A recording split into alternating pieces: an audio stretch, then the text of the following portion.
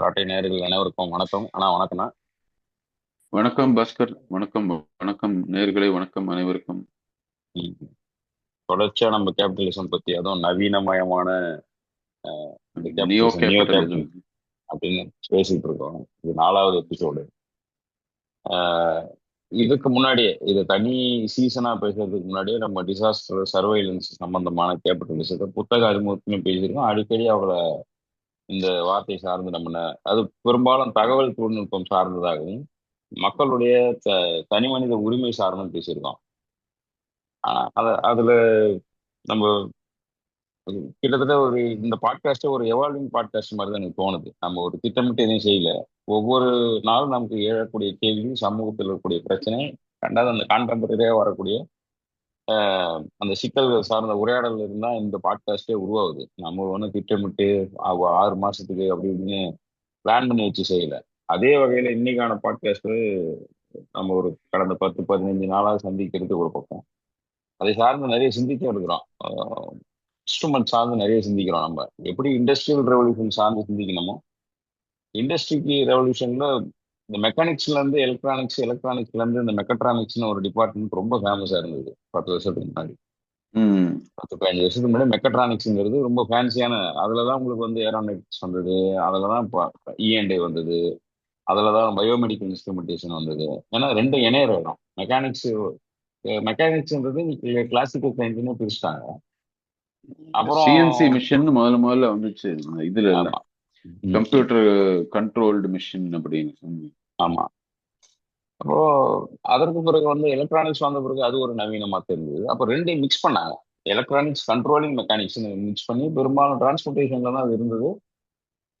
கடந்த நமக்கு கமர்ஷியலா எல்லா இடங்களிலும் அவைலபிளா வரக்கூடிய அளவுக்கு இந்த மெக்கட்ரானிக்ஸ் மருத்துவத்துறையில வந்தது. ம் இப்போ கம்ப்ளீட்லி மெக்கட்ரானிக்ஸ்ன்றதெல்லாம் தாண்டி ஆர்டிபிஷியல் இன்டெலிஜென்ஸ் போனதுக்கு பிறகு இதோட இணைக்கக்கூடிய சாஃப்ட்வேருக்கு அதிக முக்கியத்துவம் கிடைக்குது. அந்த இதை இயக்கக்கூடிய இந்த மெக்கானிக்ஸும் எலக்ட்ரானிக்ஸுக்கும் பைண்ட் பண்றதான சாஃப்ட்வேர். முன்னாடி எலக்ட்ரானிக்ஸ்குள்ள மட்டும் இயங்கும் சாஃப்ட்வேர். அந்த அதிகபட்சமா அதுல பெரிய மூவ்மெண்ட் இருக்காது. ம் இப்போ இரண்டையும் இணைக்கக்கூடிய சாஃப்ட்வேர் வேணுமா இருக்கு நமக்கு.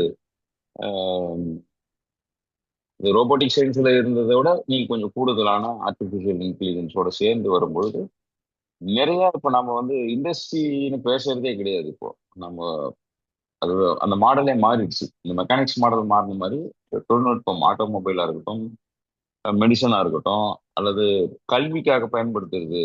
இப்ப கும்பகோணத்திலே ஒரு ஏஐ டீச்சரை கொண்டு ட்ரையல் பண்ணாங்க. ம் புடவை கட்டி கொண்டு நிக்குது. அது இப்போ ஸ்டூடெண்டோட இன்டராக்ட் பண்றதெல்லாம் பண்ணாங்கன்னு ஆசிரியர்கள் போஸ்ட் பண்ணி தான் எனக்கு தெரியும். அது துறை சார்ந்து வேலை செய்யறோன்றதுனால அதை அப்படியே நம்ப வேண்டியதா போச்சு. அந்த ஊருக்காரங்களே பேசுறாங்க, நான் கூட பார்த்தோம் அப்படின்ற மாதிரி.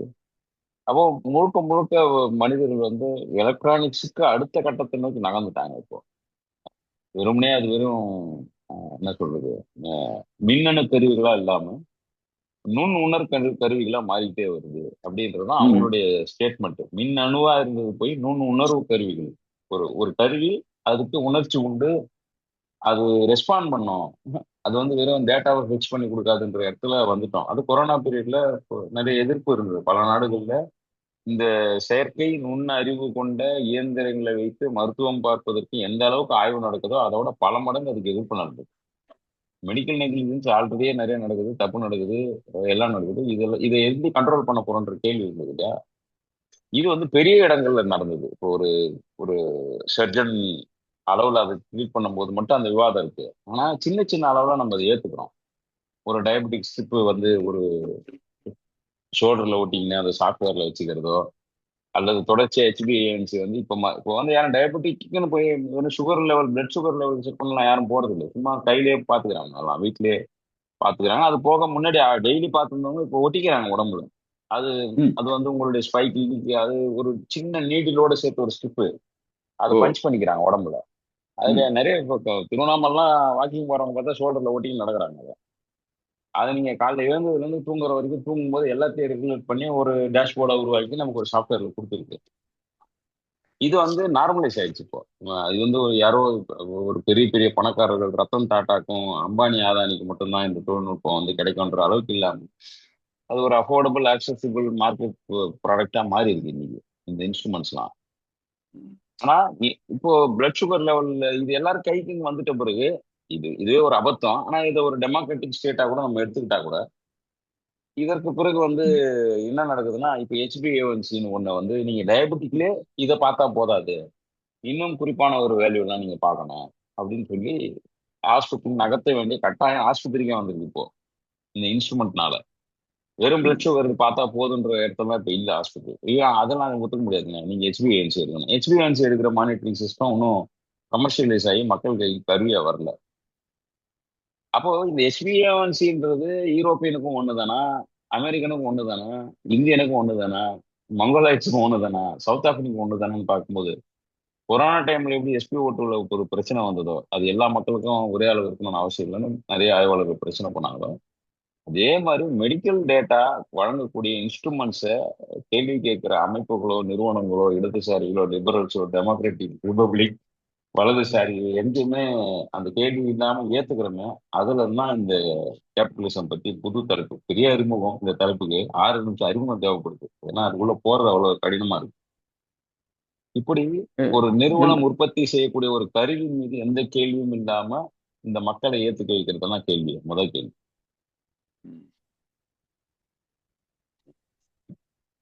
ஒண்ணு அந்த கருவிகளை ப்ரையாரிட்டைஸ் பண்றது. எங்க இருந்து இது துவங்குது அப்படின்னு பாத்தீங்கன்னா, நமக்கு இது ஒரு நம்மளுடைய பிரச்சனை, நம்மளை நம்ப வைக்கணும்ல. இது உண்மையிலேயே நம்மளுடைய பிரச்சனையா? நீங்க சொன்னீங்க, அதாவது இந்த நம்ம போன இதுல மஸ்க பத்தி பேசியிருந்தோம். மஸ்கோடைய ஒரு ஸ்டேட்மெண்ட் நீங்க தான் சொல்லியிருந்தீங்க, சேட்டலைட்கள் எல்லாம் இனிமே நம்ம கையில அப்படின்னா ஒரு ஒரு ஸ்டேட்மெண்ட் கொடுத்ததாக. சேட்டலைட்டோடைய கண்ட்ரோல் நம்ம கையில இருந்ததுன்னா அதுல இருந்து வரக்கூடிய டேட்டாவோ அதுல இருந்து வரக்கூடிய இன்ஃபரன்சஸோ நம்ம கண்ட்ரோல் பண்ண முடியும். ஸோ இந்த நுண் அறிவு அப்படின்னு சொல்றது ஒட்டுமொத்தமாக இதுவரைக்கும் டிஜிட்டலி அவைலபிள் இன்ஃபர்மேஷனுடைய குவியல் தான் அது. நீங்க சொன்னீங்க இல்லையா, நுண் உணர்வு அப்படின்னா. உணர்வுன்னா என்ன, கெப்பாசிட்டி டு ரெஸ்பாண்ட் அப்படின்னு சொல்றோம். ஆனா அது ரெஸ்பாண்ட் எப்படி பண்ணும்? ரொம்ப எளிதான உதாரணம் சொல்லணும்னா, நீங்க ஒரு என்ன சொல்றது, ஒரு இந்த காலகட்டத்துல நீங்க இருக்கிறீங்க, உங்களுக்கு வெயிட்டர் எல்லாம் ஹோட்டல்ல ரோபோ வந்துருச்சு அப்படின்னு நீங்க போய் இட்லி சாப்பிட ஆர்டர் பண்ணீங்கன்னா, இட்லிக்கு எனக்கு என்ன எப்படி சாப்பிடுறது அப்படின்னு கேட்டாங்கன்னா ஃபோர்க் எடுத்துட்டு வந்து கொடுக்கும். ஆமா, அங்க இருந்துதான் துவங்குது. நான் இட்லிக்கு ஃபோர்க்கு அப்படின்னு சொல்றது மிகைப்படுத்தி சொல்றேன்னு சில பேர் நினைக்கலாம். ஆனா பெரும்பாலான பெரும் கருவிகளுடைய நிலைமை இன்னைக்கு அதுதான். இந்த இன்ஃபர்மேஷனுடைய இந்த குவியல் ஒண்ணு இருக்குது இல்லையா, ஒரு அக்ரிகேஷன் அப்படின்னு சொல்லக்கூடிய இதுவரைக்கும் இருக்கக்கூடிய தகவல்களின் சேர்க்கை. ஆனா இது டிஜிட்டலாக இருக்கக்கூடிய தகவல் எங்கிருந்து வருது? சமீபத்துல இப்போ இந்த வருஷம் நாம இதை பத்தி நிறைய பேசிட்டதுனால ஒரு 8 செஷன் தொடர்ந்து நம்ம ஆர்டிபிஷியல் இன்டெலிஜென்ஸ் பத்தி பேசியிருக்கோம். அது பேசும்போது ஒரு டேட்டா நமக்கு கிடைச்சது என்னன்னா, ஏறத்தாழ இந்த ஆர்டிபிஷியல் இன்டெலிஜென்ஸ் மிஷின்ஸை ட்ரெயின் செய்யக்கூடிய டேட்டா இன்ஃபர்மேஷன் 90% ஐரோப்பா மற்றும் அமெரிக்கா நாடுகள்ல இருந்து வருது. அப்ப அந்த ஐரோப்பியர்களோ அமெரிக்கர்களோ இட்லி போன்ற ஒரு பொருளை சாப்பிட்றதுக்கு ஃபோர்க்கு தான் பயன்படுத்துவாங்கன்னு வந்துருச்சுன்னா, இந்தியர்களுக்கும் அது ஃபோர்க்கு தான் எடுத்துட்டு கொடுக்கும். அவன் தோசைய நைஃபையும் ஃபோர்க்கையும் வச்சு வெட்டி சாப்பிட்றான் அப்படின்னா, இந்தியர்களுக்கும் தோசையை பரிமாறும் போது உங்களுடைய சரவண பவன்ல வரக்கூடிய ரோபோ எதிர்காலத்துல உங்களுக்கு நைஃபும் ஃபோர்க்கும் எடுத்துட்டு வந்து கொடுக்கும். அப்படி. ஆனா அப்ப நாம அதுக்கு பழகிரும். இப்ப நீங்க சொன்னீங்க இல்லையா, வாக்கிங் போறவங்க கூட மேல ஸ்டிக்கர் ஒட்டிட்டு போறாங்க அப்படின்னு சொல்லி சொன்னீங்கல்ல. ஏன்னா நாம வந்து அதை எப்படி பாக்குறோம் அப்படின்னு, நம்ம ஊர்ல வாக்கிங் போறவர்களோ இது பண்றவங்களோ வந்து கருவிகள் பர்டிகுலர்லி எக்ஸ்பென்சிவாக வரக்கூடிய கருவிகள் வந்து ம், நம்ம ஊர்ல எப்பயுமே அது ஒண்ணு உண்டு. ம், கருவிகளை வந்து நாம ஒரு பிரஸ்டீஜ் இஷ்யூவா மாத்திருவோம். ஏன்னா நம்ம ம். எல்லாத்தையுமே வந்து ஒரு ஸ்டேட்டஸ் சிம்பலாக பார்க்கக்கூடிய ஆட்கள். நம்ம ஆமா. சமூகத்துல வந்து கருவிகள் வந்து ஸ்டேட்டஸ் சிம்பல். ம், ம், ம், முதல்ல அதை யார் பயன்படுத்துவாங்கன்னு பாத்தீங்கன்னா, ஊர்லயே பணக்காரன் யாரோ அவன் பயன்படுத்துவான். ம், ரெண்டாவது அதிகாரத்துல இருக்கிறவன் பயன்படுத்துவான். ம், மூன்றாவதா தான் அரசியல்வாதி பயன்படுத்துவான். ம், ஓகே. முதல்ல வந்து பயன்படுத்துறது பணக்காரன். ஏன்னா அவன் எங்கேயாவது வெளிநாட்டுல போய் பார்த்திருப்பான். பார்த்துட்டு வந்து அதை போய் எடுத்துட்டு வந்து எனக்கு ரொம்ப நாள் முன்னாடி நினைவு இருக்குது. ம், கோயம்புத்தூர்ல இருந்து ஒரு தொழிலதிபர் ஒருத்தர் சென்னைக்கு வருவாரு. நான் ம், சொல்றது ம், ஒரு ம். 25 வருஷத்துக்கு முன்னாடி வச்சுக்கோங்களேன். ஆமா. அவர் வந்துட்டு ஒவ்வொரு முறையும் வந்துட்டு அஹ், பர்மா பஜார் போலாம் வா அப்படின்னுவாரு. ம், ம், என்னன்னு கேட்டானா அன்னைக்கு பர்மா பஜார்ல ரொம்ப புதுசா என்ன கருவி வந்து இருக்குதோ அந்த கருவியை வாங்கிட்டு போவாரு. அது தேவையே இல்லையோ அதை பத்தி கவலை இல்லை அவரு. ம், ம், ம், அந்த கருவியை வாங்கிட்டு போய் நான் தான் கேட்டேன், எதுக்கு இதை வாங்குறீங்க நீங்கன்னு கேட்டபோது ஒரு முறை சொன்னாரு, இல்ல எங்க ஊருக்காரெல்லாம் மடையன். ம், நான் இந்த ம், கறியை வாங்கிட்டு போனேன்னா பக்கத்து வீட்டுக்காரன் பார்ப்பான், உங்ககிட்ட மாத்திரம் நம்ம புதுசா வச்சிருக்கே எனக்கு வேணும்னுவான். நான் என்ன ம், பண்ணுவேன், ஒரு ஒரு மாசம் உபயோகிச்சுட்டு அதுக்கப்புறம் வித்துருவேன் அதை. ம், ம், நான் இப்ப என்ன விலைக்கு வாங்கினேனோ இதோட 2 மடங்கு விலைக்கு நான் எங்க பக்கத்து வீட்டுக்காரருக்கு இதை வித்துருவேன். ம், ம், எனக்கு போகிற செலவு மிச்சம் அப்படின்னு. ம், ம், ம், கோயம்புத்தூர்காரங்க எல்லாரையும் நான் எதுக்காக தப்பு சொல்றேன்னு இல்லை. நான் எதுக்கு சொல்ல வரேன்னா, நம்ம ஊர்ல வந்து ம், பணக்காரர்கள் தான் எந்திரங்களை முதல்ல வாங்கி பயன்படுத்துவோம். அதுக்கப்புறம் சுத்தி இருக்கிற மற்ற பணக்காரர்கள் இது மாதிரி வந்து ஐயோ இவங்கிட்ட இருக்கு எங்கிட்ட இல்லையேன்னு சில பேர் ஆரம்பிப்பாங்க. இதை பார்க்கும் போனா அரசாங்கத்துல இருக்கக்கூடிய உயர் அதிகாரிகள்லாம் நாம இதை பயன்படுத்தலைன்னா நம்ம ஸ்டேட்டஸ் குறைஞ்சு போச்சுன்னு நினைச்சிட்டு அவங்க ம், பயன்படுத்துவாங்க. ம், சோ ம், கருவிகள் வந்து நாம இப்போ மேற்கத்திய நாடுகள்ல கருவி வந்து அவனுடைய தேவைக்கு ஏற்றது போல அவன் வந்து புதுசா புதுசா கருவிகளை உருவாக்குறான், இன்ஸ்ட்ருமெண்ட்ஸ். ம், நாம வந்து ஸ்டேட்டஸ் சிம்பலா பாக்குறோம். இங்கதான் நம்மளுடைய ம், மிகப்பெரிய மாற்றம் ஏற்படுது.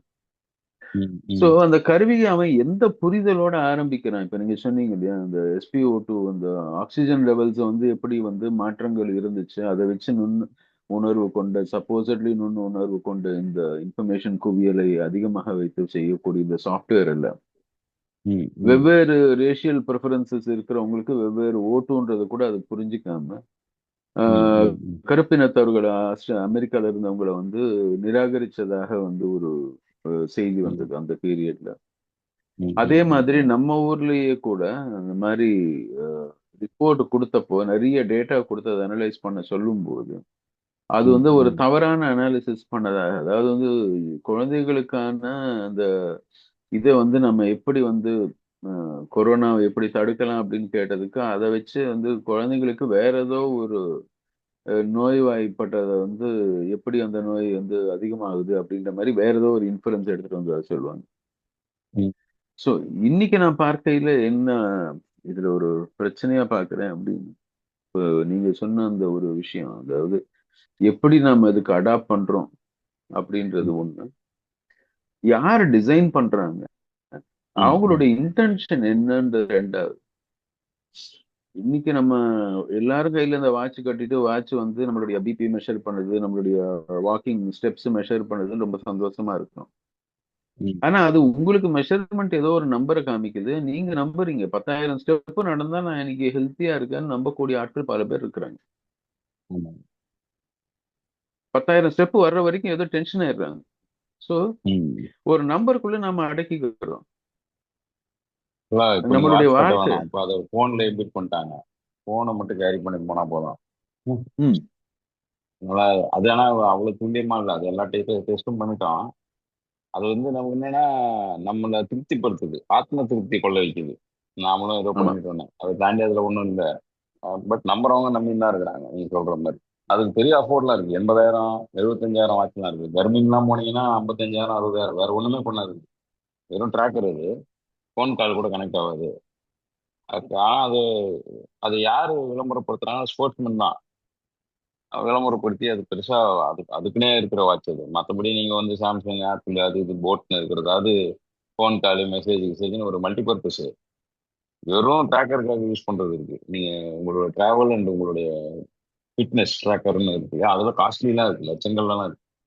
அது நீங்க சொல்ற மாதிரி அது ஒரு பகட்டுக்காக வச்சிருக்கிற பணக்காரங்க நிறைய பேர் இருக்காங்க. நடக்க மாட்டாங்க, கட்டிக்குவாங்க கர்மின். நான் பார்த்திருக்கேன், 2 அமைச்சர்கள் கையில கர்மின் வாட்ச் பார்த்திருக்கேன். ஆனா அவங்க 2 பேருமே 10 அடி கூட நடக்க மாட்டாங்க. ம். வித்தியாசமா இருக்கும். அது ஒண்ணு முன்னாடியே, ரொம்ப முன்னாடி, அது இனிஷியல் ப்ராசஸ்லயே ஒரு 5 வருஷத்துக்கு முன்னாடியே இந்த ஏடிஎம்கே மந்திரி ஒருத்தர் கட்டின இருப்பாரு. ஆனா அவர் நடக்கவே மாட்டார். அவர் நடந்து நான் பார்த்ததே கிடையாது. ம். அதிகபட்சம் அவர் நடந்தாக்கா ஏதாவது மீட்டிங் வரும்போது அந்த ரெட் கார்பெட் நடந்து மேல உட்கார்றதா இருப்பாங்க. அது நீங்க சொல்ற ஒரு ஸ்டேட்டஸ் சிம்பிள் 50,000 வாட்சுங்கிறது அது என்ன இன்ஸ்ட்ருமெண்ட்லாம் தெரியாது. அது ஒண்ணு. ஆனா இப்போ நீங்க சொன்னதுல இருந்து ஒரு ஒரு இன்னும் மேலும் ஒரு இதுல ஒரு ஆழமான கேள்வி வருது. இப்போ இப்ப நாம நம்புறோங்கிறது ஒரு சாமானிய மக்களாக ஒரு தொழில்நுட்பத்தின் மீது இருக்கக்கூடிய ஒரு மதிப்பின் காரணமாகவோ, அல்லது அறிவியலையும் தொழில்நுட்பத்தையும் ஜஸ்டிஸோட இணைத்து இருக்கிறதுனால அடிக்கடி சொல்றாரு இல்லையா, கான்ஸ்டியூஷன்ல சயின்ஸ் கூட இருக்கு, எங்க நேச்சருக்கு பார்த்துன்னு கேட்பாரு. ம். அந்த அந்த மாதிரி நமக்கு வந்து கான்ஸ்டியூஷனாவே நமக்கு வந்து சயின்ஸ் அண்ட் டெக்னாலஜியை அஃபோர்ட் பண்றதோ அல்லது அக்சசிபிளா வச்சிருக்கிறதோ ஒரு ஜஸ்டிஸ் மாதிரி இன்னைக்கு கட்சிகள் நம்மளை நகர்த்திடுது. இந்த காலகட்டத்துல இதனுடைய நம்பகத்தன்மை என்பது சாமானியர்களுக்கு தெரியுதோ இல்லையோ, இது துறை சார்ந்தவங்களுக்கே தெரியலங்கிறது தான் என்னுடைய கவனிப்பா இருக்கு. எப்படி ம். வந்து ஒரு மருந்து கம்பெனி வந்து காம்போசிஷனை கொண்டு வந்து கொடுத்து விளம்பரப்படுத்துதோ ஒரு ரெப்ரசன்டேட்டிவ் வச்சு, அதுல என்ன இருக்கு ஏதுன்னு தெரியாம அப்புறம் டிஸ்கார்ட் பண்றாங்க. ஒரு ஒரு 1000 ஜெனரிக் மெடிசனை மொத்தமா கொட்டுறாங்க. ஒரு 4 வருஷம் கழிச்சு எப்படி வந்து எண்டோசல்ஃபானையும் மோனோக்ரோமோட்டோபாஸையும் இந்தியாவில் பேன் பண்ணாங்களோ அத்தனை கொலைகளுக்கு பின்னாடி அதே மாதிரி இந்த மருந்து சரியில்லைன்னு பேன் பண்றதோ, இல்ல இந்த தொழில்நுட்பம் சரியில்லைன்றது அதை கைவிடுறதோ, ஆனா அதுக்கு பின்னாடி பாதிக்கப்பட்ட மக்களை பத்தின கவலை கிடையாது. நாம இன்னைக்கு இங்க இருக்கிறதுக்கு காரணம் அதுதான் சொல்றாங்களே தவிர, எத்தனை பேர் தலைமையில ஏறி நின்று நம்ம வந்திருக்கோம், எத்தனை பேர் குரல் வள மேல ஏறி நின்று வந்திருக்கோம்னு பேசுறதா எனக்கு தெரிஞ்சு ஒரு நல்ல இடதுசாரி சிந்தனைக்கான அழகுன்னு நினைக்கிறேன். ஒரு பகுத்தறிவோ இடதுசாரியோ சிந்தனையாவோ யாரோ ஒருத்தர் சமூகத்துக்கு சிந்திக்கிறவன் இந்த வரலாற்றில் எத்தனை கழுத்து மேல நெரிச்சு இந்த தொழில்நுட்பமோ அல்லது இந்த நிறுவனங்களோ வளர்ந்து வந்திருக்குன்றது கன்சிடர் பண்ணன்றது மறந்துடும் நம்ம.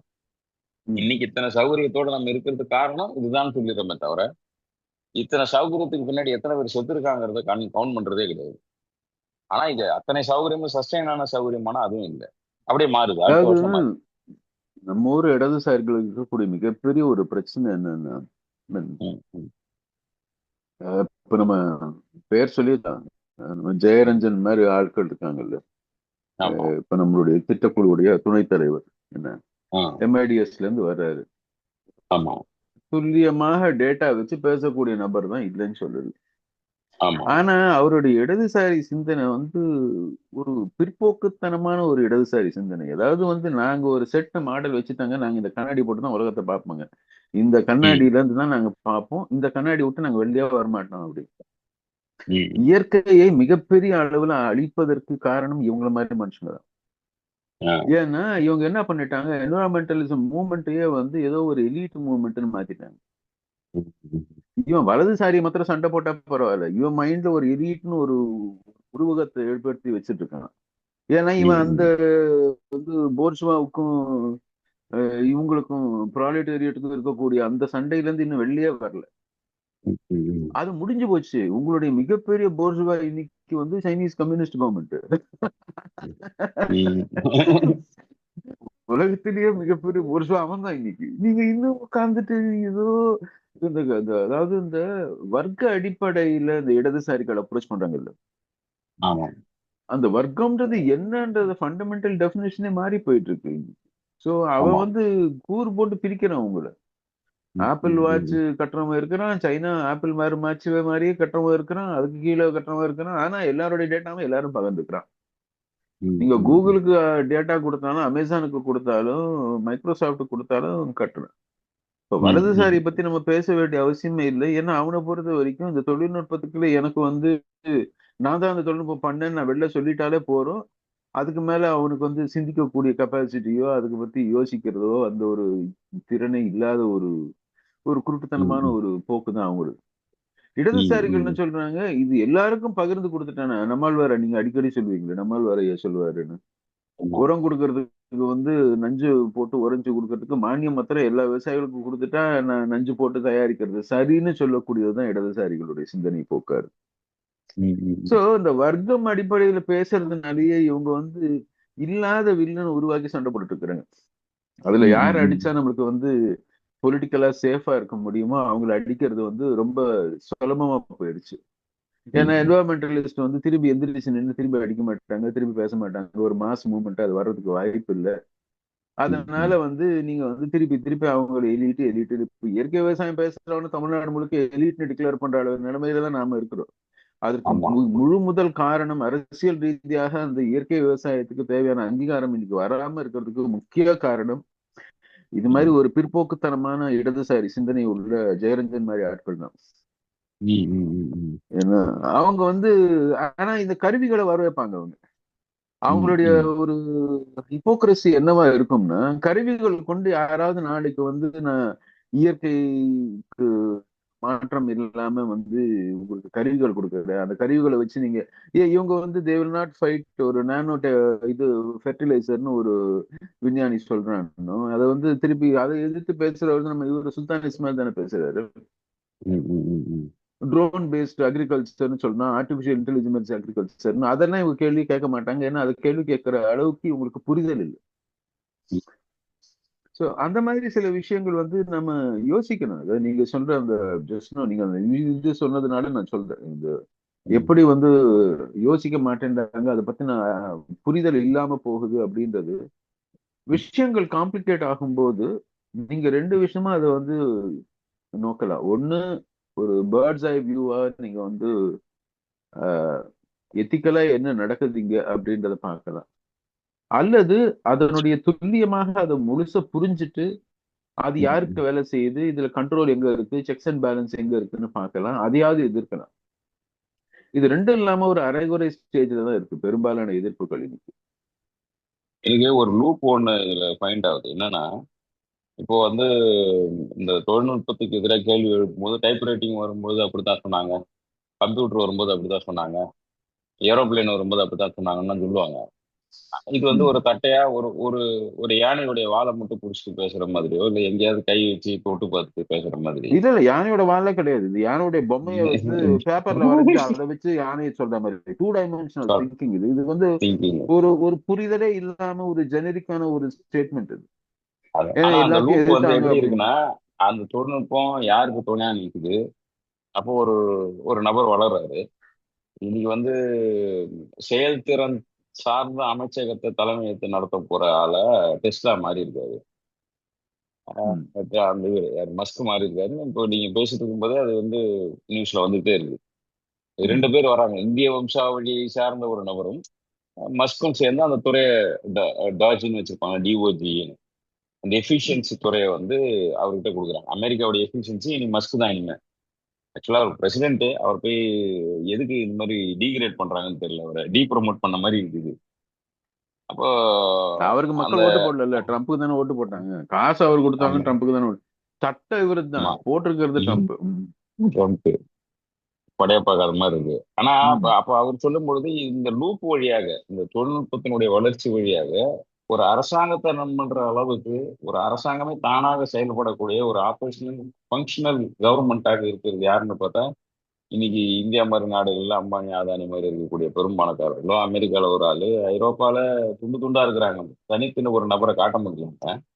அந்த அரசியலையும் கவனிக்கணும். அப்போ சைனா ஜப்பான் நீங்க சொன்ன மாதிரிதான் ஏதோ ஒரு நிறுவனம் தங்களை வந்து ஒரு அலிபாபா மாதிரியோ அமேசான் மாதிரியோ இருக்கக்கூடிய ஒரு நிறுவனத்தின் ஒரு நபர் ஒரு இந்திய ஒரு நாட்டுடைய பொருளாதாரத்தை டிசைட் பண்ற இடத்துல கூட இல்லை. ஒட்டுமொத்த நாட்டுடைய பாலிசியை டிசைட் பண்றாங்க. ம். ஆனா அதற்கு பின்னாடி இந்த தொழில்நுட்பம்ன்ற ஒண்ணு மறந்துடுறாங்க. இந்த தொழில்நுட்பத்தை கேள்வி கேட்க ஆரம்பிக்கும் போது இதை சேர்த்து அவங்க மறுக்கிறது இல்லை. ஒரு ஒரு டெமோக்ராட்டிக் நேஷனை நோக்கி நகர்றதுக்கு நமக்கு கிட்டத்தட்ட 5000 வருஷம் ஆயிருக்கு. மீண்டும் ஆட்டோகிரசியில கொண்டு போய் தொழில்நுட்பத்தின் காரணமா வைக்கிறது கேள்வி கேட்க முடியல இவங்கள. அது வந்து இன்னைக்கு அந்த இன்ஸ்ட்ருமெண்ட் வழியாக நடக்குது. நான் வந்து கம்ப்ளீட்லி இன்ஸ்ட்ருமெண்ட் கிளஸ்டருங்கிற வார்த்தை அடிக்கடி பயன்படுத்துறாங்க இப்போ. அது எனக்கு ஒரு பெரிய ம். கவலையா இருக்கு. நீங்க வந்து ஒரு ஈகோ சிஸ்டம்னு சொல்றாங்க. ஒரு கார்ல, ஒரு பைக்ல நீங்க வேலை செய்யக்கூடிய இடங்கள்ல வந்து ஒரு இன்ஸ்ட்ருமெண்ட் கிளஸ்டர்னு ஒன்னோட ஒண்ணு தகவலை மட்டும் வைத்துக்கொண்டு இயங்கக்கூடிய இன்ஸ்ட்ருமெண்ட் கிளஸ்டர் இது. அதுக்கு மேல எதுவுமே தெரியாது. நீங்க ஃபீட் பண்ணியிருந்தீங்கன்னா அவ்வளவுதான். எங்க நிக்கணும், எங்க நிக்க கூடாதுங்கிறது அந்த தகவலின் அடிப்படையில் நிக்குது.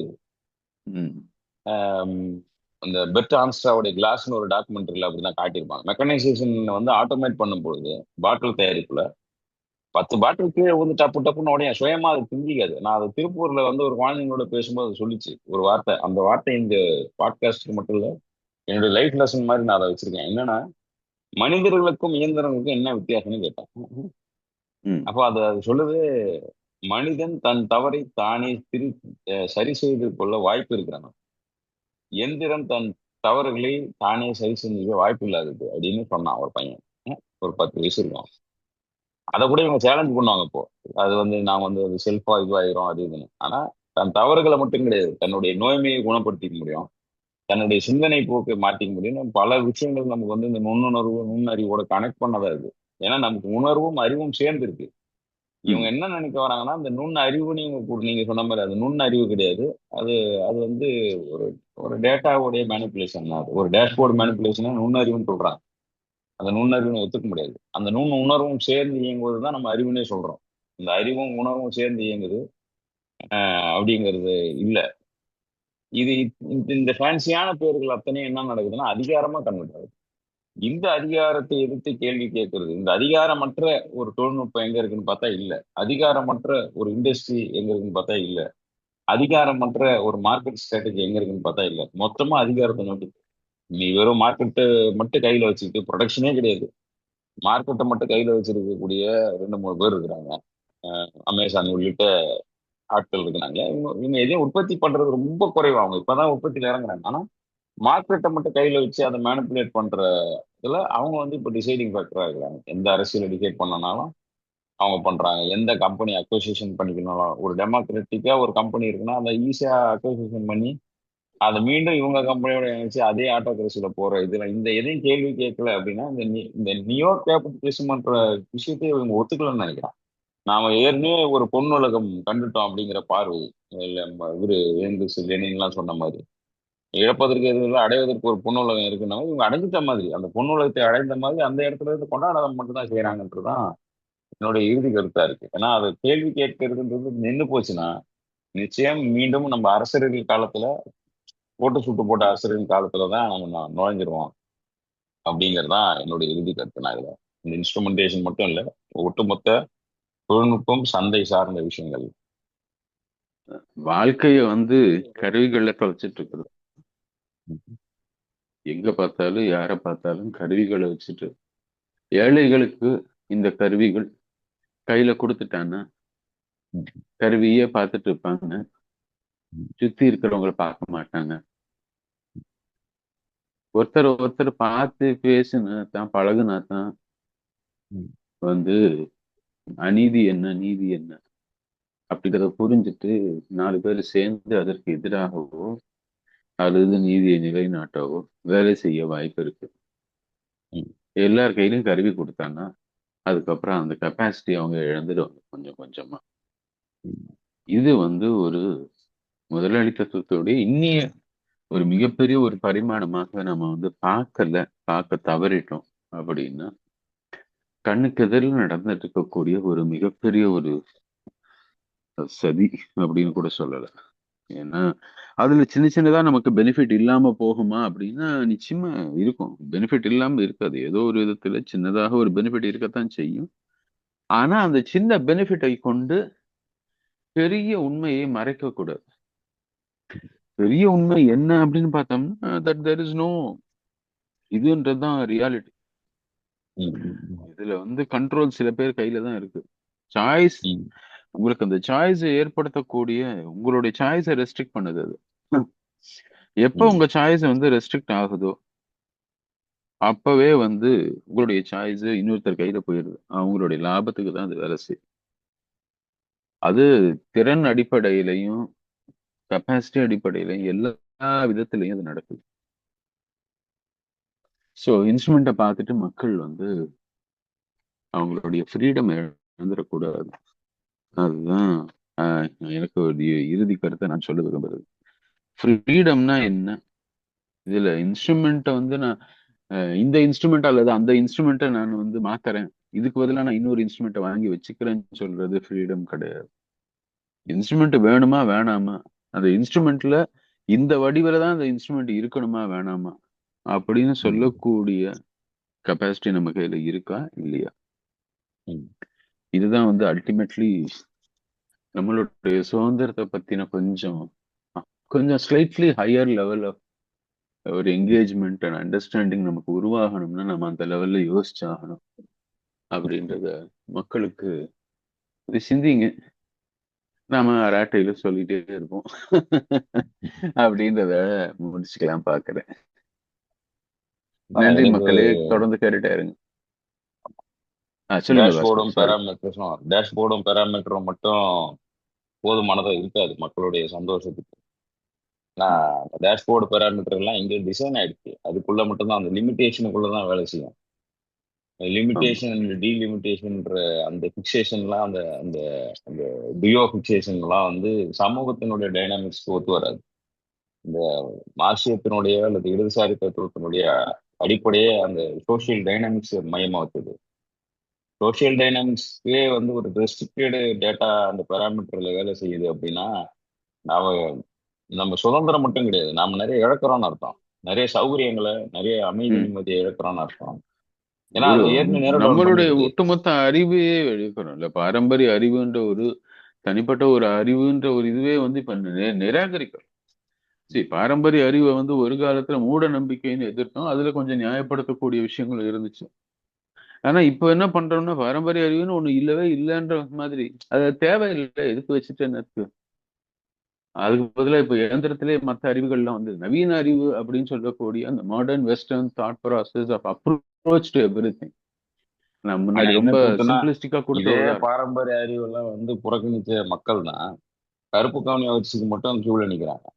ஏன்னா அது அதிகமா ரிசர்ச் பண்ணப்பட்ட அரிசி ஆயிடுச்சு. நீங்க அக்ரிகல்ச்சர் யூனிவர்சிட்டி ப்ராக்டிக்கலா இருக்கக்கூடியவங்க, வைத்தியருங்க, அலோபதி டாக்டர்ல இருந்து சித்த வைத்தியர்ல இருந்து எல்லா டாக்டரும் கருப்பு கவுனி மேல பாஞ்சிட்டாங்க. முன்னாடி மாப்பிள்ளை சம்மா மேல பாஞ்ச மாதிரி இன்னைக்கு ஒரு மூட்டை கிடைக்காது, 1 கிலோ கிடைக்காதுங்கிறாங்க. நீங்க கலசுபான் போட்டு நீங்க 1 கிலோ எங்க கிட்ட கிடையாது கருப்பு கவுனி அப்படி நிக்கிறாங்க அப்படின்னு.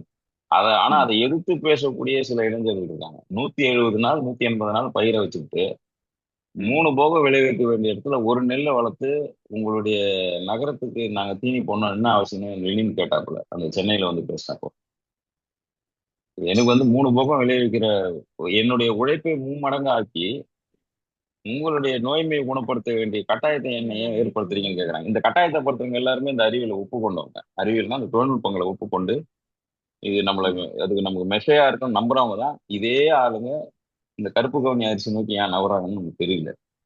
எத்தனையோ ம். வெரைட்டி இருக்கு, கிட்டத்தட்ட தமிழ்நாட்டில் மீட்டுருவாக்கம் செய்யப்பட்ட 1000 ரகங்கள் இருக்கு.